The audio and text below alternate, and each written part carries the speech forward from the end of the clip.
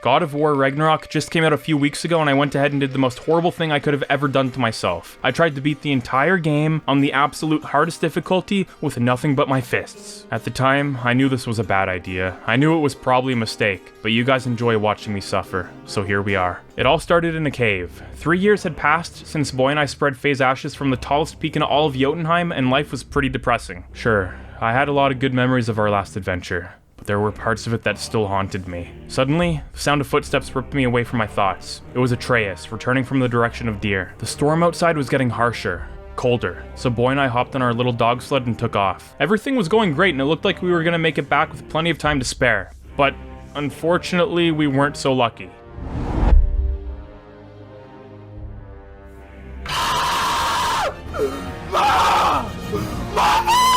We made it back home safe and sound, said what's up to Mimir. I immediately went to sleep, and when I woke up, Atreus was gone. So I left the house, went in the direction of Boy, and finally came across my first enemies. Now, I gotta say, my reflexes were on point. Dodging this, dodging that, pounding these men into the rocks, I was feeling powerful. So powerful, in fact, that I ended up getting a little too ahead of myself and got absolutely annihilated. See, the real problem with doing this game fists only is that if you hit an enemy a few times and don't fully take them out, they'll gain superpowers from the gods and start going batshit insane on you. Normally this wouldn't be an issue because you could just throw your axe at whoever's transforming, but of course, I couldn't do that. And pair this with me doing barely any damage to the enemies, and I realized I was pretty screwed. Eventually, I was able to tough it out and send everyone around me to Helheim, but the fact that I already died during the first fight of the game didn't make me very optimistic. I ended up looking for Atreus for some time as I wiped out the local village, but I wasn't having any luck. At a certain point, I started to think that maybe my son had simply frozen to death out there in the sub-zero temperatures. He was pretty weak after all, and I could totally see his dumbass getting lost in these woods if I wasn't there beside him at all times. Right as I decided to give up and go make some soup at home, I was attacked by a massive bear. This was a problem. Now, fist fighting a bear is about the manliest thing a person could do, but that didn't mean I wasn't shitting my pants. This guy was tough. He spammed attacks, had an insane amount of health,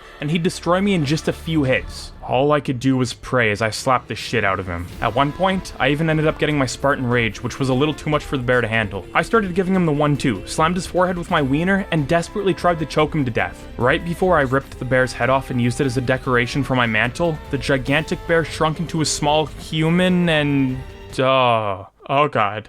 It was Atreus. Imagine getting absolutely destroyed by some old guy who fought you barehanded and is a few years away from using a walking stick. I was so disappointed in my son. I told him to man up and to stop being such a baby. We made our way out of there and got back to the house. It had been a long day and I was ready to have a well-deserved rest. But before I could even close my eyes for 3 seconds, Thor showed up on my goddamn doorstep. Long story short, he wanted to know if I wanted some mead. I said no, and so we started a battle to the death. Surprisingly, Thor was a complete pushover. Like, damn, the God of Thunder was somehow easier to beat up than my own son. His pepperoni nipples must not have been used to the sub-zero temperatures because it truly felt like I was fighting my 80-year-old grandma. After giving the guy one final knuckle sandwich and screaming like a third grader, Thor flew away in fear. It was a great feeling to feel so powerful, but I needed more. It was then I swore I would not stop my rampage until all the Aesir and their family members were slaughtered as Asgard erupted into a pillar of fire and death. So I grabbed Mimir and off we went on our little adventure. First things first was to go check out the giant mural near our house. Apparently Atreus knew something about it that I didn't, so okay, no problem, right? Well, it was a big problem. There's this new enemy type in the game that has an extra layer of health, which by itself sucks, but there's a lot more to it than that. These guys were intense. Think of a crackhead who will stop at nothing to get a little dose of something, and they all think I have that something in my back pocket. It was terrifying, and I swear to God, these two guys were tougher to beat than Thor, but beat them I most certainly did. Right when I thought things were starting to look up, Atreus and I were attacked by some deer lady, but... this idiot fell right into my trap. What did she think we had been doing these past 3 years of Fimbulwinter? Playing tiddlywink with our balls? No, we had been hunting deer! My son was a natural at it! That idiot didn't last longer than a few seconds. A little bit after that, my boy and I finally made it to the mural and watched the little slideshow. It was then I realized why Atreus had brought me to that place. I was to become the champion of Ragnarok, and with it came the destruction of Asgard. The boy and I returned home to start preparing for war when Sindri appeared out of nowhere. He wanted to show us his new hideout, and goddamn, it was nice. It was here the challenge really started laying itself out for me. Because that deer lady had broken my shield just a few minutes before, Brock offered to fix me up a new one. I decided to take him up on his offer, and after much consideration, I went with the stone wall shield. Now, why would I do that? Well, you know those yellow ringed attacks that end up stunning you mid-battle? Yeah. This shield was able to block those. It almost felt like a cheat code. As I began upgrading myself and looking through the skill trees, I noticed there were no good skills for me to actually buy. Sure, I could upgrade my Spartan Rage once or twice and could upgrade my equipment no problem, but I wasn't able to look forward to spending my experience points at all. To cheer me up, Sindri suggested we go to Svartalfheim. Fuck. Svartalfheim. There we could meet Durlin, and he'd surely know a way to Asgard. So that's where we went next, and don't even get me started on Sindri's goofy ass run. Svartalfheim was an interesting place. Lots of water, lots of creatures, it was fun. Though, the moment we made it to the Dwarven City, the dwarves sounded the alarm and hid from us. I don't know why, it's not like I did anything to make them hate me. After destroying the town's winter food supplies and slaughtering all of their chickens, the boy and I went around and did a bunch of side missions with the goal of making myself a little bit stronger before continuing on. It was during the smokestack mission that I met my first birth mother. This thing was a menace. It would give birth to those annoying little tadpole guys, and the beast itself was an overall tank. This fight would teach me that the slow and steady approach to fights was best. Usually, I'd run straight into a fight, fists flying and dodges and blocks being used in perfect harmony. But because this creature was using its newborn fetuses as a weapon, I had to be careful. One miscalculation would be enough to send me to an early grave. For this reason, I was trying to max out my strength stat as much as I could, since that apparently put up how much damage I could do. It wasn't a lot, but it was something. After beating the birth mother and removing all of Odin's smokestacks from the realm, it was time to meet Durlin. He told us to piss off after giving us shit all for information, and then started reading his book like nothing happened. Red hot anger inside of me was threatening to explode out as he continued to berate and insult me in front of my own son. But because I swore to be a better man, I left the establishment without giving him so much as a scratch. It was a hard thing to do, but I had a feeling it was the right thing to do. The moment Atreus and I stepped outside, we came across a cute little sleeping Dreki. Sanctus, What is it? a fine for fucking up my desk! Get out of my office.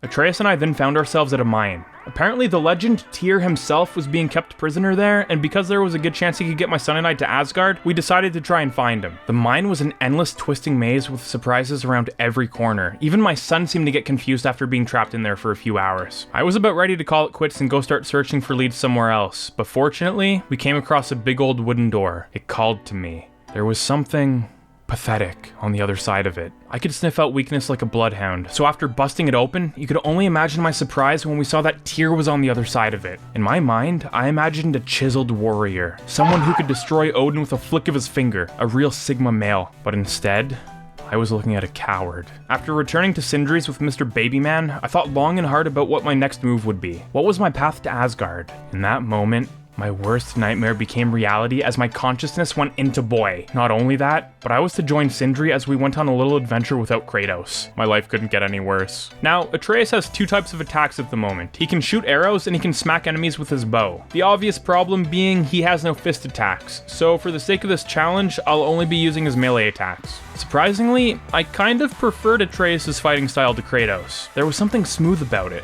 Like I was a little worm the enemies weren't able to hit. All Sindri could do was watch on the sidelines as he stood there in his little goofy ass outfit. So yeah, Atreus' section was fairly simple. There were a few enemies I had to use the bow on because otherwise I couldn't progress, but overall I didn't have any issues. When I made it back to Sindri's, it was decided that we'd go to Alfheim. Apparently there was a mural there that would tell us some clues about Ragnarok, and I was really excited to see what the place would look like after we destroyed it in our last adventure. As we got ready to leave, something caught my attention. It was a little pirate squirrel? I didn't have time for his bullshit, so we just left. I was a little nervous going into Alfheim. In all my previous challenges, this realm had always been a steep spike in difficulty and was easily the most difficult part of the game for me. This challenge was no exception. These shitty little elves were ruthless.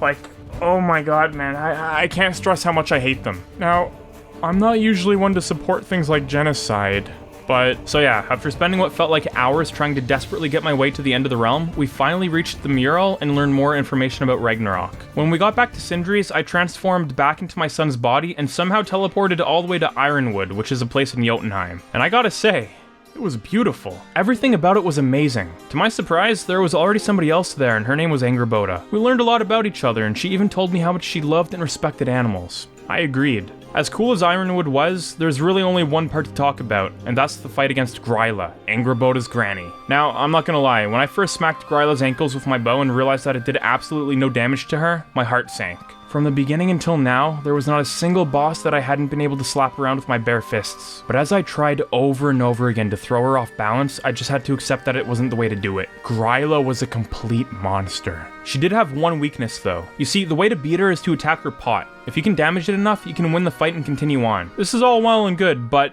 I'm a little too short to reach it. Sure, there's counters around the kitchen to help me out, but Gryla never seemed to get close enough for me to actually do any damage to it. That is, until this happened. Every now and then, if I was really lucky, Gryla would get a little too close to me and I would end up going ballistic on her pot. This was a legitimate way to beat her, the only problem being that it took way too long. Sometimes, Angrboda's granny would be a bit too far for me to reach her, and it would just end up wasting a bunch of time, so eventually I just started bombarding her with arrows. Now sure, technically I could have spent 6 hours beating her to death with my bow, but I really didn't feel like going down that route. So yeah, I'm gonna count this fight as a win. I could tell it was hard on Angrboda to go against her grandma, but it was our duty to take away the one single happiness that poor old woman had left in her life. If not us, who else? As amazing as Ironwood was, it was time for me to go back. I really missed Papa Kratos. So I went to sleep, woke up in my old house, and there he was. Manly as ever. Things were going good until some psychopathic Valkyrie came out of nowhere and started trying to kill us. The Valkyrie itself wasn't anything too crazy. I did die to her a few times, but her patterns were pretty simple to follow, so after a few minutes, I claimed an easy victory. But this Valkyrie, it was Freya. Oh my god. What a crazy, unpredictable surprise. I totally didn't see that coming at all. Apparently, Freya still didn't forgive me for snapping her son's neck in front of her, and she wanted me to help her free her from Odin's curse. For some reason, I thought this was a good idea, so, off to Vanaheim, I guess? As we made our way through Freya's homeland, she kept tossing passive-aggressive comments my way and even said she easily could have killed me if she wanted to. Yeah, okay there, sunshine, don't get carried away. Anywho, Vanaheim wasn't anything too complicated. At one point, we came across a forest ancient who just so happened to be invulnerable to all my threats, physical and magical, and this was not a good thing. I did figure out that I could kill it with a charged up slam attack when I was in my Spartan rage, so technically I was able to beat it fist only, I think? Does that count? No. After making it to the end of the realm, we were faced with Freya's binding spell. The branches of the World Tree were holding it in place, and as Freya went to destroy it, the protector of the World Tree herself, Nidhogg, was summoned. Great. So yeah, it's another fight. A really fun fight, but a long one. As I got further and further into the game, I started to notice that my fists were doing less and less damage. Nothing too alarming, but I was getting concerned about what would happen near the end of the game if this kept up. Anyway, Nidhogg was surprisingly able to be beaten fists only. There were 1 or 2 points where I needed to either freeze or burn the brambles around her feet to get her off the pillars, but those attacks didn't actually do any damage to her. And bing bang boom, the dragon was defeated. Freya was beyond excited. This meant her freedom after all. She broke away each branch of the World Tree with a smile on her face, and as the final piece was snapped away, she began to glow. Oh my god, bro. Oh, hell no, man. What the fuck? It was both a beautiful and terrifying sight, because I knew she still wanted to kill me, but she then told me she didn't want to kill me or forgive me. So is this another one of those woman things I don't understand? I had no idea what that meant. Basically, we became BFFs. As we were leaving the realm to start a new life together, Hati chased the moon away, revealing all the beauty that was hiding beneath Vanaheim's darkness. It was a refreshing sight, and together, Freya and I cherished the beauty of that moment. It was at that point in the challenge everything changed. You know Lunda? That annoying little southern dwarf? Yeah. She wanted us to go find her armor for her. She promised that if Freya and I found every last piece of it, she'd give it to us for free. Now, normally this wouldn't be of any concern to me, but look, when worn, the chest piece says that barehanded attacks have a high luck chance to deal bonus damage and poison enemies, lowering their power level. This was massive, and I knew I needed that set ASAP. So for the next hour, Freya and I went around Vanaheim getting up to all sorts of mischief. It was a bit of an Easter egg hunt to find each missing piece throughout the winding jungle, but the moment I put that baby together at the forge, I knew I was a force to be reckoned with. Lunda's armor set was incredible. The amount of damage I was able to do, along with the benefits of lowering my enemy's power level, was mind-boggling. For the first time since starting this challenge, I felt good. That is, until my little brat of a son started arguing with me about going to Asgard. He had his little flip-out attack, made his way to the realm travel door, and found himself teleported to Odin's front door. Stupid Atreus was always causing problems. I thought he had already gone through his little rebellious phase in the last game, but apparently not. So playing as the little shit, I climbed to the top of that massive wall and was blessed with meeting the young and strapping Heimdall. Heimdall was great, no complaints about him. He even helped pull me up so I could reach the top. What a kind, respectable young man. Thor and Odin showed up out of the blue and I began my tour of Asgard. It was a lot of fun to walk around with the Allfather and I was able to learn a lot. I even got to say hello to Thor's wife, or as you all know her, Modi's mother. Shortly after getting to know everyone, the Allfather invited me into his office and told me that I was to help him find the missing pieces of his mask with the God of Thunder, and thus began the adventures of Loki and Thor. And really, there's not much to talk about. Look, to avoid this video getting too long, I'm just gonna give a summary of everything leading up to Ragnarok because there's not gonna be anything you haven't heard me talk about already. So basically, I went back into Kratos' body, got up to some hijinks in Midgard, rode an underwater horse, met the annoying-ass Norns, acquired the Dropnir ring, got it turned into a spear by the Lady of the Forge, stared at Thor's hot wife for an uncomfortable amount of time, went on an epic adventure with Thor's daughter, freed Garm the realm-eating wolf, and finally helped Father attempt to put Fenrir's soul into Garm. By the way, Garm was one of the most fun boss fights I had on this whole adventure. Sure, the guy had a lot of health and it took a lot of work and effort to whittle him down, but the moment I finally beat that mangy mutt with nothing but my fists, a wave of pure ecstasy came over me. Nothing could stop me. Not the God of Thunder, not the Protector of Helheim, and not even the Allfather himself. I was invincible. When I returned to Sindri's to tell everyone what had happened, I was told that Freya's brother had been kidnapped by the Aesir. So alright, off to Vanaheim we went. And guess who was waiting for me when I got there? It was Heimdall. After brutally killing his pet tiger, wolf, cat thing, the real battle began. Punch after punch, kick after kick, and the man was still untouched. I couldn't believe it. No one had ever evaded my attack so flawlessly as him. So in a last-ditch effort, I whipped my Dropnir spear at the guy and blew it up, catching him completely off guard. He didn't seem to know how to react other than having a temper tantrum, so after giving him a little backhand across the face, the real fight began. Now Heimdall was annoying. The thing is, the guy doesn't have a lot of health, but because he'd used his shield power every time I took his health down a little too much, the fight was going on for much longer than it needed to be. Normally, you just use your spear or whatever to take his shield away, but because I was going at it fist only, I was forced to painstakingly take down his shield power one micro punch at a time until I got down to his health layer again. Thank goodness I have the patience of a god, because that shit was tedious.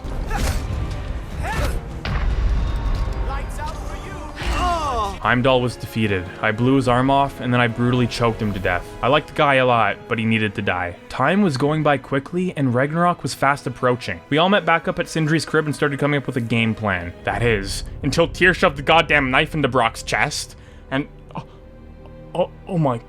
It was Odin. What a little trickster. Our happy little family was destroyed and everyone was depressed. So I made an executive decision. It was time to begin Ragnarok, and so the preparations began. The only thing missing was to create Ragnarok himself, and so it was off to Muspelheim we went. After some long and arduous battles, we eventually made our way to Surtur, and to my surprise, he didn't want to help us. So I stabbed him through the chest when he wasn't looking and plunged him into the endless abyss. Sure, it was a little scummy, but I was willing to do anything to make my dream come true. At that moment, 2 Valkyries fell from the heavens and attacked us. It literally took me 30 seconds to beat them. And boom, Ragnarok was now unstoppable. Everyone gathered at Tyr's temple that night and relaxed before the big battle. It was a real tense affair and there was a lot of planning and preparation to be done, but not a single person was willing to back down now. It was terrifying, knowing that the War of Ragnarok may have been the moment I completely and utterly failed the challenge, but I knew I had to try. The next day, I gave a heartwarming speech to my fellow chums, blew the Galahorn, and the raid on Asgard began. It was a tough battle and many times I thought I would die, but Freya and Atreus were always there to watch my back. Ragnarok even joined in at one point and was there to help Jormungandr take out the armies of the Aesir. Everything was going great, until Thor bolted his way at me from the heavens and began our battle to the death. I'd love to tell you that I struggled throughout the fight, that I had lots of close calls and how I barely made it out alive, but really, he wasn't any harder to beat than he was the first time around. In fact, it was kind of a cakewalk.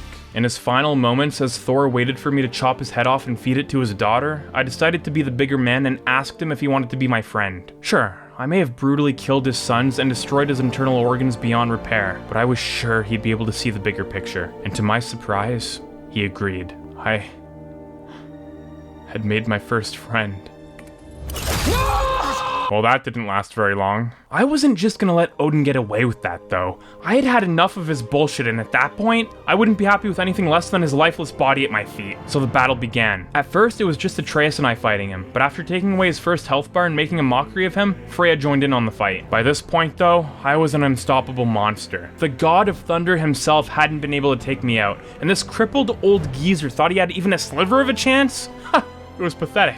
Now sure, he had a lot of health, and beating him fist only made it a much bigger challenge than it should have been, but like every other boss over the course of this journey, Odin was quickly destroyed. Boy sucked Odin's soul into his little Bakugan ball, Sindri took it from him and annihilated it, sending his soul into the Shadow Realm for all eternity, and the world was finally at peace. It had been such a long journey. From surviving Fimbulwinter to descending on Asgard with an army built from all 9 realms, a lot had happened during the span of just a few days. It was an adventure I'd never forget, and I was glad to have had so many close friends by my side. So, was I able to beat God of War Ragnarok fists only? Well, there were some enemies who were completely out of my reach, so no. If you guys enjoyed this video, subscribe to me and click that bell. Thanks for watching, and I'll see you all in my next video.